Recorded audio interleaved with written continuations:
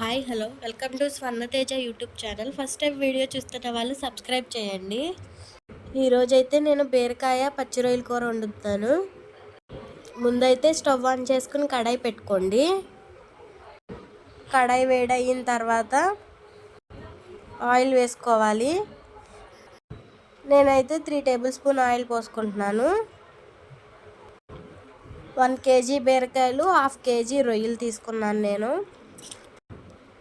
ఇక్కడైతే ఆయిల్ కూడా వేడయిన తర్వాత ఒక ఉల్లిపాయ, ఒక పచ్చిమిరపకాయ సన్నగా కట్ చేసుకుని వేసుకోవాలి. ఈ ఉల్లిపాయ పచ్చిమిరపకాయ అయితే గోల్డెన్ కలర్లోకి రావాలి. అప్పటి వరకు ఫ్రై చేసుకోండి. బీరకాయ పచ్చి రొయ్యల కూర ఎవర్ గ్రీన్ కాంబినేషన్. ఈ ఫ్రై అయ్యే లోపల మనం అల్లం తెల్లగడ్డ దంచేసుకుందాం. ఎక్కువేం పట్టదు, కొంచెం సరిపోతుంది. ఒక 2 టేబుల్ స్పూన్లు వచ్చే వరకు దంచుకుంటున్నాను. శుభ్రంగా వాష్ చేసుకున్న 1/2 కేజీ రొయ్యలు తీసుకోవాలి. ఇప్పుడు ఇదైతే ఉల్లిపాయ ఫ్రై అయిపోయింది కదా, ఇందులో వేసేయాలి రొయ్యలు. రొయ్యలు కూడా మంచిగా ఉడకనివ్వాలి. రొయ్యల్లో ఉన్న వాటర్ అంతా పోయేంతసేపు ఉడకనివ్వాలి. ఈ రొయ్యలను అయితే సపరేట్గా ఏం ఉడకబెట్టుకో అవసరం లేదు. ఇప్పుడైతే ఒక 10 మినిట్స్ మూత పెట్టి ఉడకనివ్వండి. చూసారా, రొయ్యల్లో నుంచి వాటర్ వచ్చేసినాయి. ఇంకొద్దిసేపు ఉడికితే సరిపోతుంది.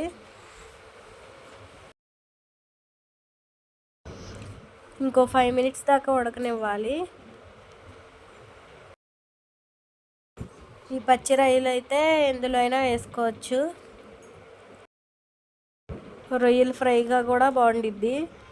ఈసారి వీడియోలో రొయ్యల ఫ్రై కూడా పెడతాను. మనం దంచి పెట్టుకున్న అల్లం వెల్లుల్లి పేస్ట్ కూడా వేసేసుకోవాలి. ఇది కూడా మంచిగా ఫ్రై అయిపోవాలి.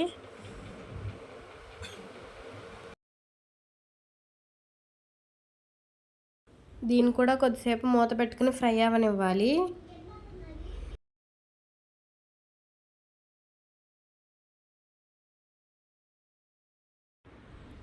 ఇప్పుడైతే మూత తీసి చూస్తున్నాను. ఇక్కడైతే మంచిగా దగ్గరికి వచ్చేసింది.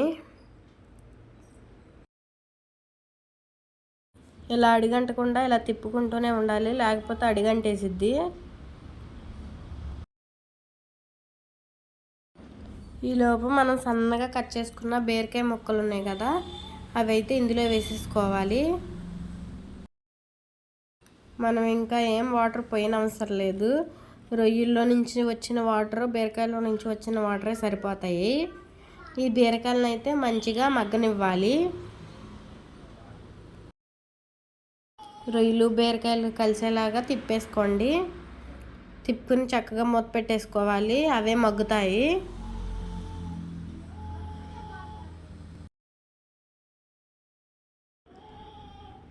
ఇక్కడైతే నాకు మంచిగా మగ్గుతుంది. ఇందులోనే రుచికి సరిపడ్డ సాల్ట్ వేసుకోవాలి.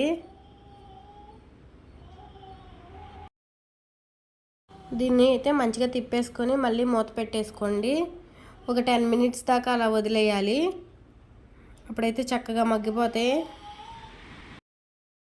ఇప్పుడైతే ఒకసారి మూత తీసి చూద్దాం. సరే, బీరకాయల నుంచి మంచిగా వాటర్ వచ్చేసినాయి. ఇప్పుడైతే ఈ వాటర్ అంతా ఇంకిపోవాలి. అప్పుడు వరకు ఉడకనివ్వండి.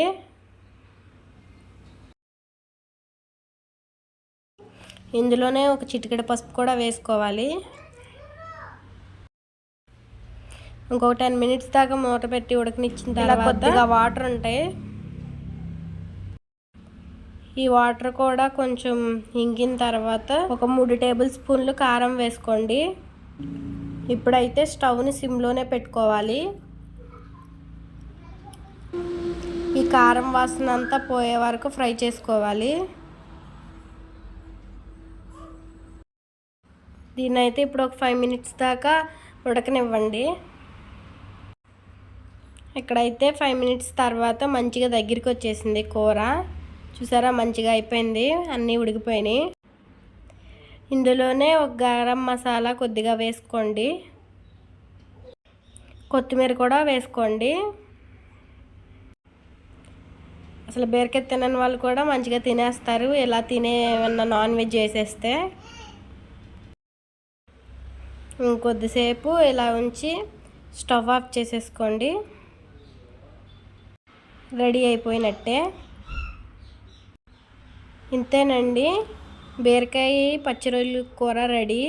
వీడియో నచ్చితే తప్పకుండా లైక్ చేసి సబ్స్క్రైబ్ చేయండి.